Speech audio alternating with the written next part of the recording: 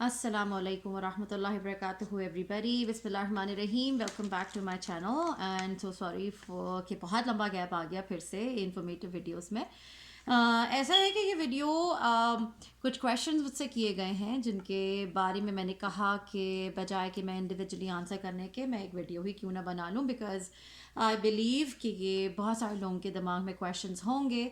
तो कोशिश मेरी यही होती है कि ज़्यादा से ज़्यादा लोगों को बेनिफिट किया जाए उन क्वेश्चंस को यूट्यूब के वीडियो से आंसर करने के थ्रू, ताकि ज़्यादातर लोगों तक ये बात पहुंच सके.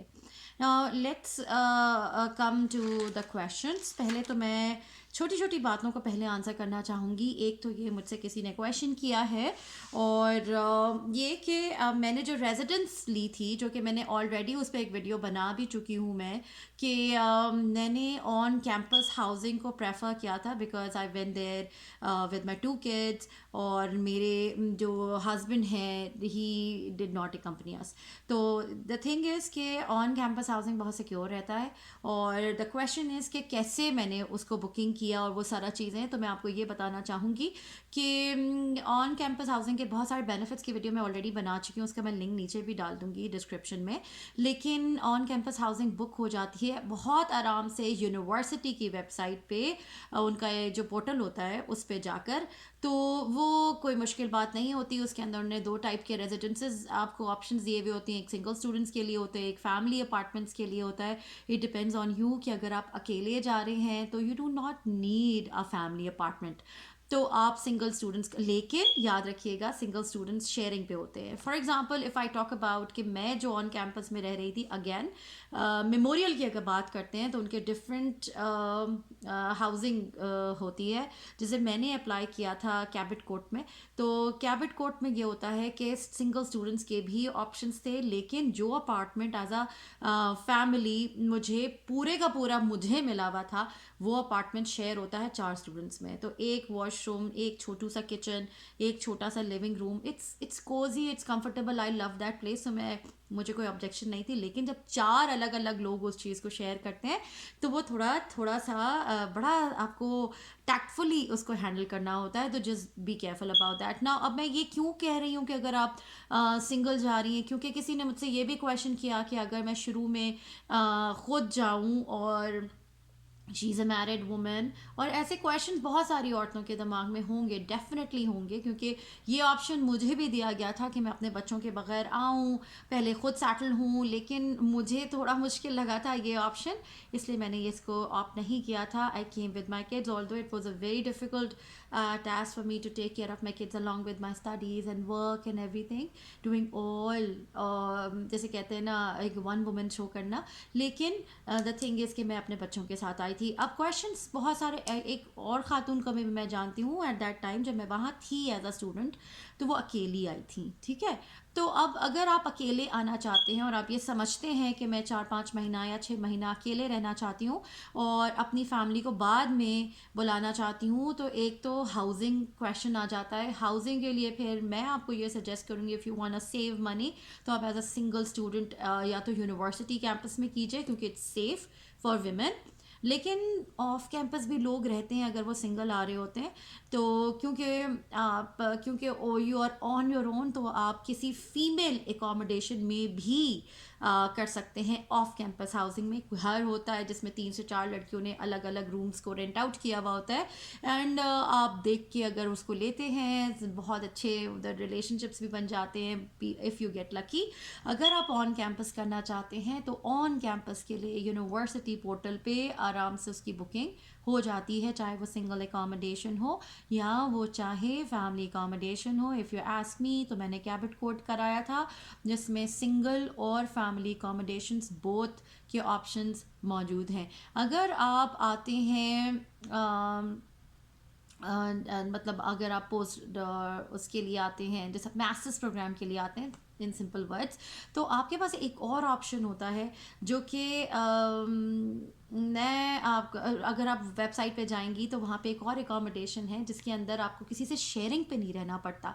ठीक है, वो आप अगर उसके लिए ऑप्ट करेंगी तो थोड़ा सा आपको ज़्यादा पे करना पड़ेगा, लेकिन you have a room to yourself, you know everything to yourself, तो वो बहुत अच्छा रहता है। बस थोड़े पैसे ज़्यादा लगते हैं उसके, इसीलिए लोग उससे ज़्यादातर ऑप्ट नहीं करते। वो सिर्फ और सिर्फ मास्टर्स या पीएचडी स्टूडेंट्स के लिए प्रोविज़न है। और लेकिन that is one of the options. Now यहाँ पे मैंने आपको एक क्वेश्चन किया, किसी और ने मुझे, उन्हीं खातून ने मुझसे ये भी क्वेश्चन किया है कि इसके क्या चांसेस हैं कि अगर वो 6 महीने बाद अपने फैमिली को यानी बच्चों और अपने हस्बैंड को बुलाती हैं तो वीज़ा मिलने के क्या चांसेस हैं। तो इसके लिए ये मैं यही कहूँगी कि वीज़ा यूजली जो कनेडियन गवर्नमेंट है ये प्रेफर करती है, इस चीज़ को प्रायोरिटाइज़ करती है कि जो फैमिलीज़ हों वो टुगेदर हों, वो यूनाइटेड हों।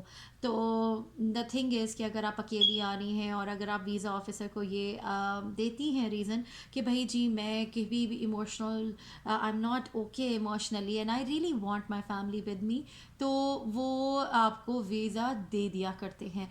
तो मैं फिर किसी कोई गारंटी किसी भी चीज़ की कोई भी नहीं दे सकता, लेकिन ज़्यादातर केसेस में बहुत आराम से फैमिली को वीज़ा मिल जाया करता है। लेकिन अगेन अल्लाह नोज़ बेस्ट, लेकिन जो केसेस हैं वो यही कहते हैं कि हाँ जी वीज़ा मिल जाता है अगर आप बाद में अपने फैमिली को बुलाते हैं। फिर कोई किसी ने दूसरा ये कि फिर किसी ने मुझसे जो और क्वेश्चंस किए उनको मैं डिटेल में आंसर करती हूँ। लिविंग कॉस्ट के बारे में भी पूछा है। अगर आप सिंगल हैं तो अगेन लोग बहुत आराम से बहुत कम कम में गुजारा कर लेते हैं, लेकिन मैं लाइक लेट्स सपोज अगर एज अ फैमिली ऑफ 3 मेरा ख़र्चा होता था $2 to $2.5 ए मंथ। इसमें $1,047 मैं रेंट दे रही थी inclusive of utilities except for laundry. Laundry भी कोई ऐसा महंगा नहीं था।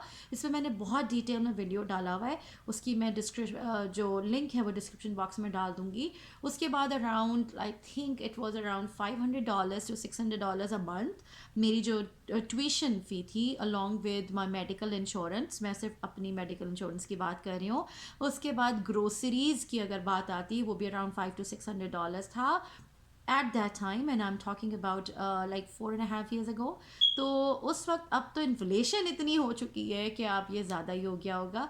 उसके बाद 2-4 और एक्सपेंसेस करते करते से $2 से $2,500 कैनेडियन डॉलर्स ये मेरा एक्सपेंस था पर मंथ 3 लोगों का।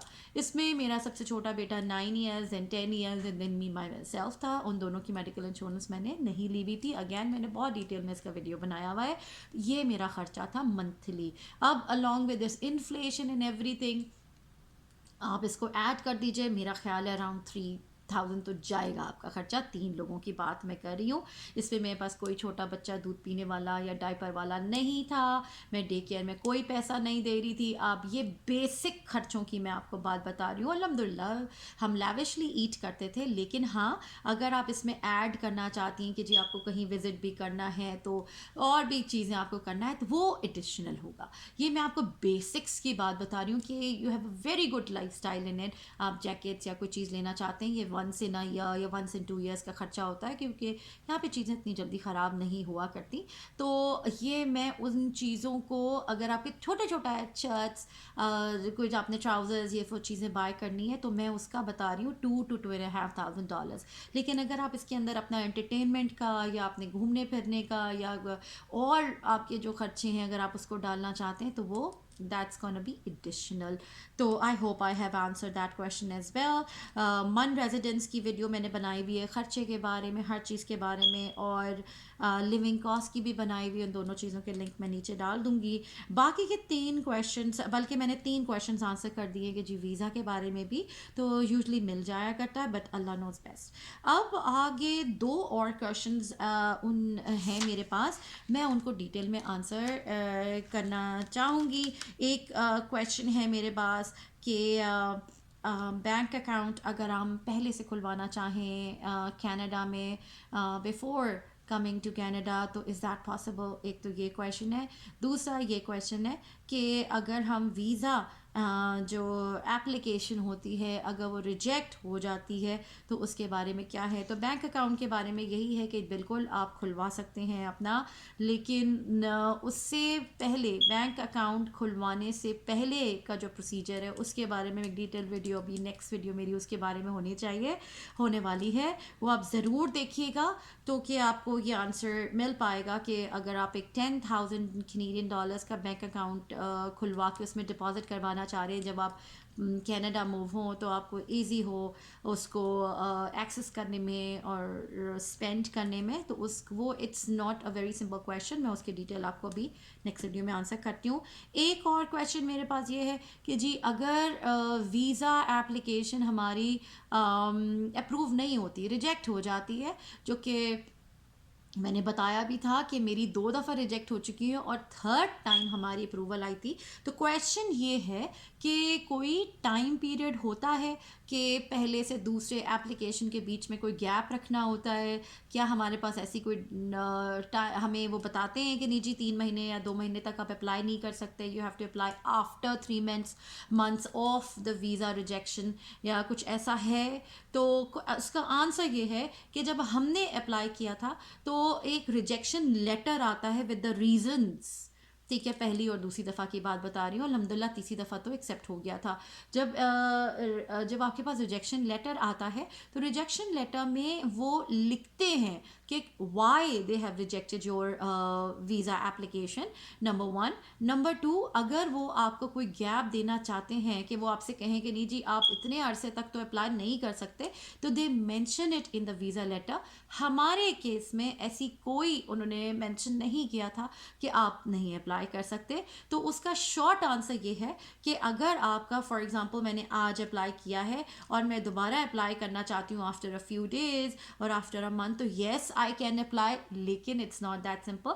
क्योंकि जब आप वीज़ा अप्लाई कर रहे होते हैं तो वो आप अप्लाई कर रहे होते हैं एडमिशन्स को देखते हुए कि जी मेरा जो सेमेस्टर है, मैंने अगर विंटर सेमेस्टर में एडमिशन लिया है, विंटर सेमेस्टर स्टार्ट्स फ्रॉम जनवरी फरवरी मार्च अप्रैल, 4 महीने के सेमेस्टर्स होते हैं। इसी तरह से अगर मैंने फॉल सेमेस्टर में अप्लाई किया है, दिस मीन सितंबर अक्टूबर नवंबर दिसंबर, या मैंने समर या स्प्रिंग सेमेस्टर दोनों कहलाते हैं मैं अप्लाई किया है, तो इट्स अ मई जून जुलाई अगस्त। तो मुझे वीज़ा ये देख के अप्लाई करना होता है कि मैं क्या सही टाइम पे अपने सेमेस्टर के लिए कनाडा पहुंच सकूंगी या नहीं। तो अगर वो टाइम पीरियड क्रॉस हो चुका है then I wait for the right time.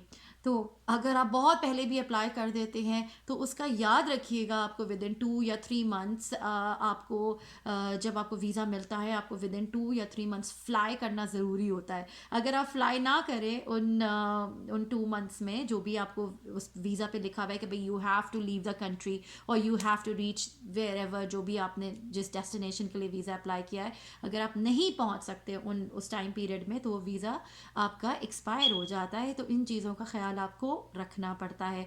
तो आंसर ये है कि येस यू कैन अप्लाई फॉरन, ठीक है ना, राइट आफ्टर द रिजेक्शन।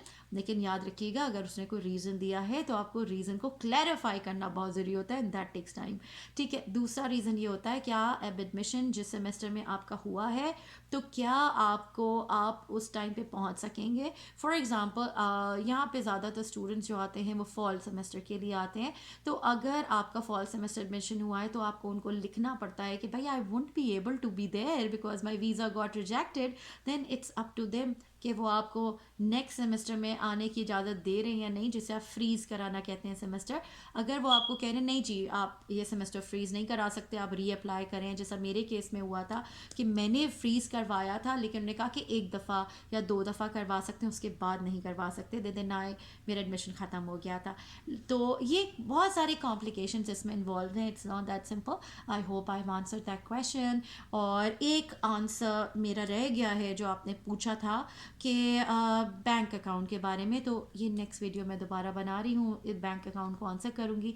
अब पूरा वीज़ा प्रोसेस के बारे में मैं आपको आंसर करने वाली हूँ अपने नेक्स्ट वीडियो में, तो जुड़े रहिएगा और don't forget to like share and subscribe to my channel and तो हमें याद रखिएगा। अस्सलाम वालेकुम व रहमतुल्लाहि व बरकातुहू।